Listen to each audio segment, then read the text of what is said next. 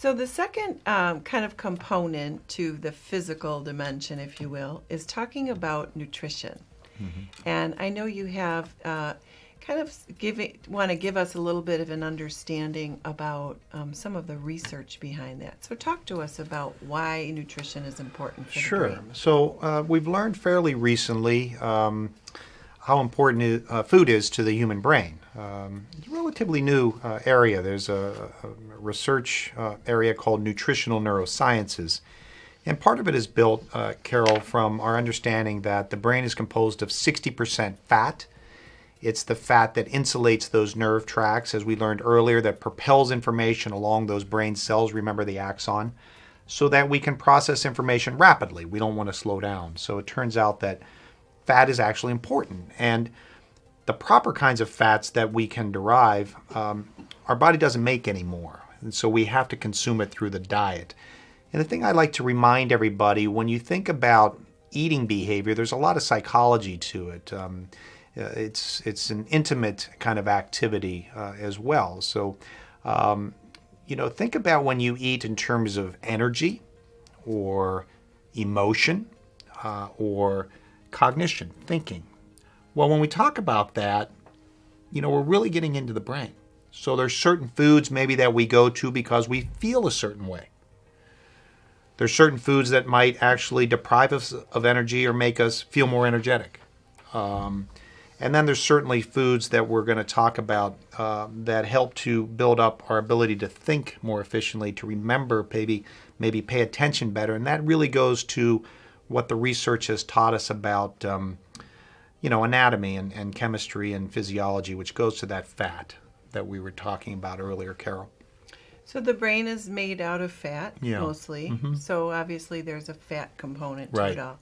But I think what you're saying, there's sort of two things. So we have this research on what we should eat. Right.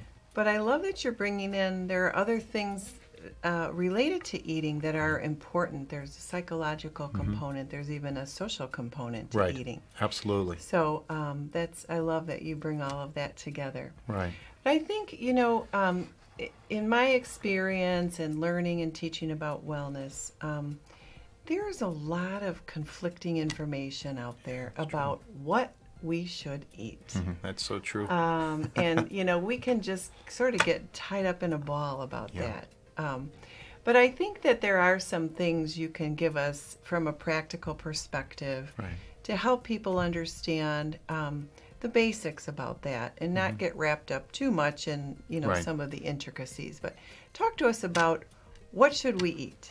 No, Carol's so right. And, as soon as we've done something well, boy, we get told that we need to change, right? And that's part of the frustration sometimes. But, I think a key word to always remember is moderation. So if you just kind of frame everything with moderation, there's sort of two buckets that the brain really wants from you in terms of food. The first bucket is known as omega-3 fatty acids. And because your body doesn't produce omega-3s shortly after birth, you have to consume them through the diet. And so that's a fancy phrase that really means good fats. And where do we find those good fats? Well, we tend to find them in certain food groups such as fish, salmon and mackerel and tuna and sardines that are unsalted, a herring, and really all sorts of fish. And we're told, at least the most recent research I've looked at, Carol, indicates that we should be eating about 8 ounces of fish a week. The other forms of omega-3s that we can get come from nuts, unsalted nuts like almonds, walnuts, flaxseed, and then thinking about green leafy vegetables, plant-based foods. Those are called phytonutrients. Get transmitted, if you will, transferred or transition, I guess is a better word, into the body, into omega-3s. The other part of that equation, Carol, is not just what we eat, but what kind of fats do we not want to eat. And those tend to come in the form of what are called processed foods. As a registered dietitian told me, Paul, if you're eating foods that come in bags or boxes, it ain't food. And it tends to be quite unhealthy for us. The other bucket of food, as I like to call it, that your brain really enjoys are called antioxidants. Again, a fancy phrase, right? The analogy I like to use is in the spring we like to sweep out the dust from our garage. So think about an antioxidant like a broom, and it's sweeping out the dust from your body. Technically, we call the dust in our body free radicals. Literally, those are unstable oxygen molecules. And they're really kind of radical in that they're searching to become stable again, so they'll bind to other chemicals, other molecules, and it causes problems in our body in terms of health. So by eating antioxidants that come in the form of fruits and vegetables daily, we really build up our antioxidant army. That's a good thing. Now listen to this, because this is pretty striking. We have to consume, or we should consume, literally 7 or more fistful servings of fruits and vegetables a day. Now that can be really challenging if you ask me. Maybe some of you have it down and good for you, but for me that's challenging. But to be conscious of, for example, just simply snacks that you might lay out in the corporate area, the office area, the lounge, or at home, make those snacks maybe red grapes or celery or carrots rather than Doritos or chips or chocolate bars. Although a little bit of chocolate is not bad for your brain. But thinking about those 2 buckets, omega-3, good fats, antioxidants, fruits and vegetables, really, really good advice to think about for your brain. So omega-3, antioxidants, and then avoiding some of the unhealthy boxed foods, Yes. sugars, all that sort of a thing. Right. So why don't we take a minute just to kind of really review these recommendations, and then I'm going to have our audience think about how they're doing in that regard. So just kind of walking through your recommendations for a good brain healthy diet.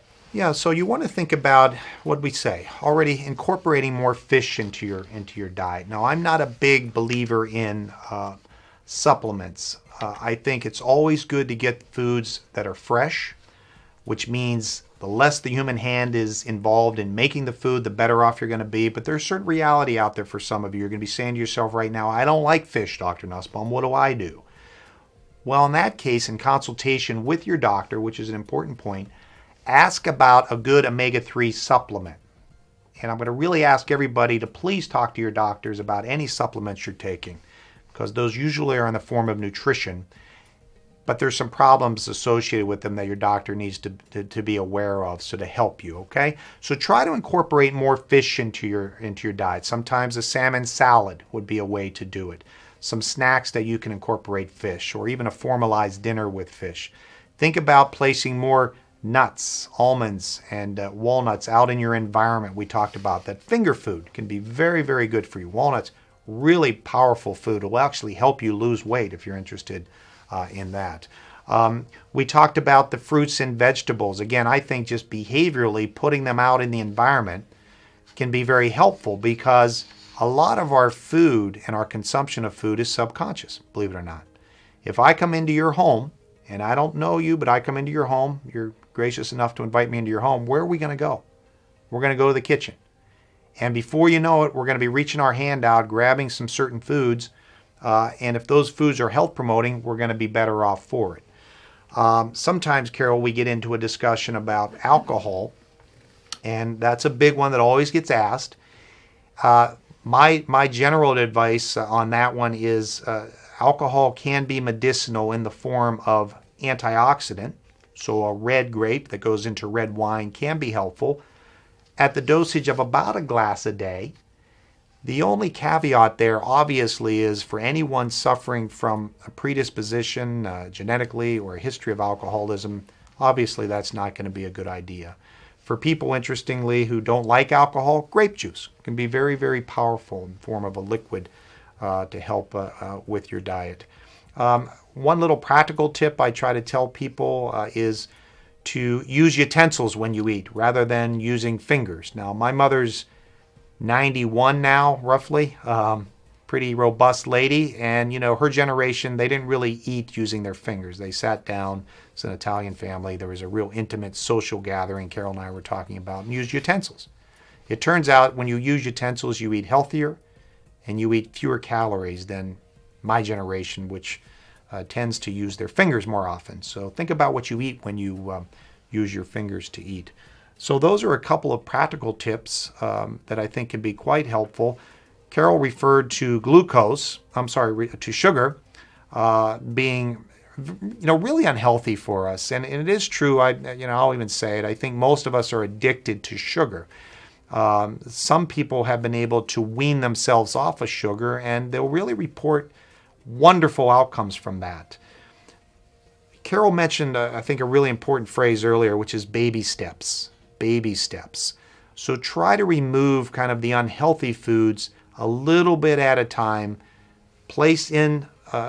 Substitute in the good foods, the fish, plant-based foods, green leafy vegetables, nuts, beans, that we talked about. If you're going to eat meat, make it lean game and try to keep that red meat intake at a minimum as you age across the lifespan.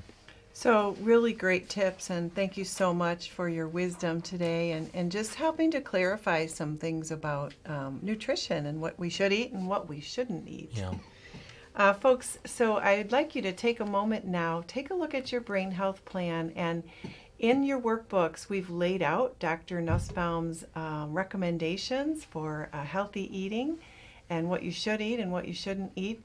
So think about those for yourselves and look at how you're doing in that regard and what are some of those small steps or baby steps that you might be able to take to just kind of move further along in the way that you're supporting your brain from a nutrition perspective. In our next session, we're going to be talking about social and spiritual well-being and also folding in and incorporating that emotional dimension and purposeful dimension of optimum life.